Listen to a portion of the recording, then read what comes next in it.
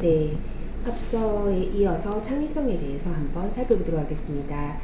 창의성은 우리가 네, 잠시만 기다려 주세요.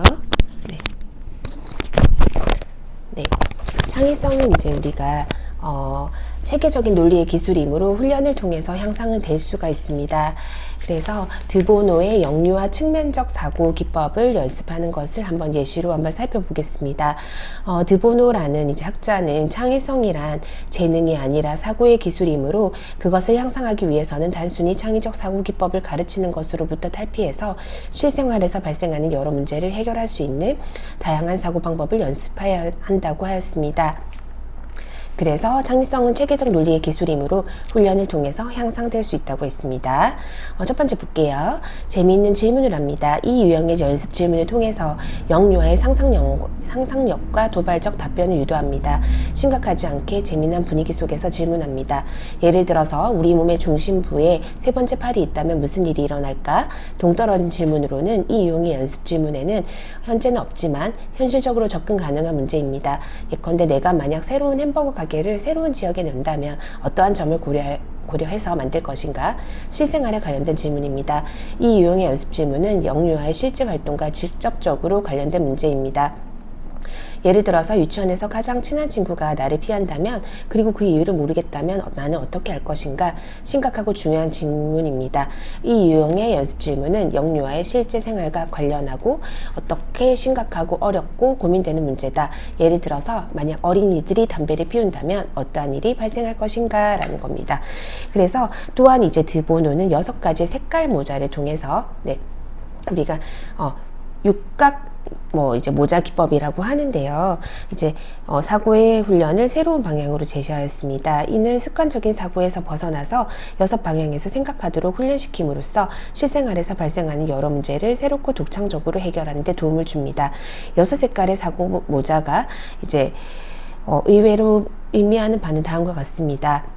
이제 우리가 빨간 모자는 문제에 대한 감정, 느낌, 직관, 육감만 표시, 파란 모자는 목표, 객관, 순서, 규율, 선정, 결론 및 요약, 흰색 모자는 중립적이고 객관적인 정보와 사실만을 제공하고 노란 모자는 문제와 관련된 긍정적, 희망적 측면만을 표현합니다. 그리고 초록 모자는 창의적인 아이디어와 새로운 해결책을 제시합니다. 검은 모자는 문제 관련 부정적인 측면, 잠재적 위험 요소만 표시합니다.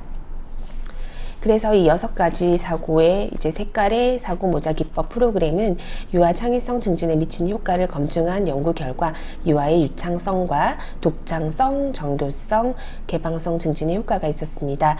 그리고 6가지 색깔의 사고 모자 기법에 기초한 사고 활동 프로그램에 대해서 유아의 반응을 분석한 결과 유아의 사고와 감정의 폭이 확장되어 창의성이 증진되었으며 의사소통 능력도 향상되었습니다. 그리고 창의적 사고 기능의 하위 요소로서 민감성과 상상력을 들 수 있습니다. 민감성은 뛰어난 관찰력을 바탕으로 해서 발달하는 민감성, 오감, 시각, 청각, 후각, 미각, 촉각이 뛰어나서 남들이 쉽게 지나치는 것을 예민한 감각으로 포착해서 새로운 아이디어를 낼 수 있는 능력을 의미합니다. 영유아의 민감성을 향상시키기 위해서는 오감을 촉진하는 활동이 필요합니다. 큰 상자에 10개 정도 물건을 넣고 5초 보여준 다음 한 가지 물건을 제거한 후 어떠한 물건이 없어졌는지 이야기하기, 샤워기에서 쏟아지는 물소리와 비가 내리는 소리가 어떻게 다른지 표현하기, 그리고 칫솔, 사포, 솜, 가는 모래 등 다양한 느낌을 가진 물건들을 직접 만져보고 그것들의 이름을 떠올려 보기, 이런 것들을 할 수가 있습니다. 그리고 영유아의 상상력을 촉진하기 위한 활동 사례로서는 현재 있는 것을 없는 것처럼 혹은 그 반대로 생각하기, 만약 남만 있고 밤이 없다면 무슨 일이 일어날까? 만약 친구의 마음을 들여다볼 수 있는 거울이 생긴다면 어떤 일이 일어날까? 현존하는 것들을 축소 또는 확대해서 생각하기, 만약 개미가 고양이만 해치고 고양이가 개미만 해친다면 어떤 일이 생길까? 현존하는 것들을 입장을 바꿔서 생각하기, 동물, 식물, 사물 등을 의인화해서 생각하기, 가상적인 상황을 현실에 적용하기, 이런 것들로 상상력은 경험을 기초하여 새로운 표상을 만드는 능력입니다. 상상력이 발달하려면 이전의 경험에 축적이 되어야 하고 여러 가지 다양한 심상을 새로운 상황 속에서 통합할 수 있어야 합니다. 그래서 상상해서 이야기하기, 그리고 상상하면서 이야기 듣기, 상상을 통해 창의적 신체 표현하기, 상상과 그리기 등의 활동을 통해서 상상력을 기를 수가 있습니다. 네, 다음은 이제 영재성인데요. 영재성은 다음 시간에 살펴보도록 하고, 이제 육각 모자에 대한 영상도 제가 첨부해서 올려드리도록 하겠습니다. 네, 감사합니다.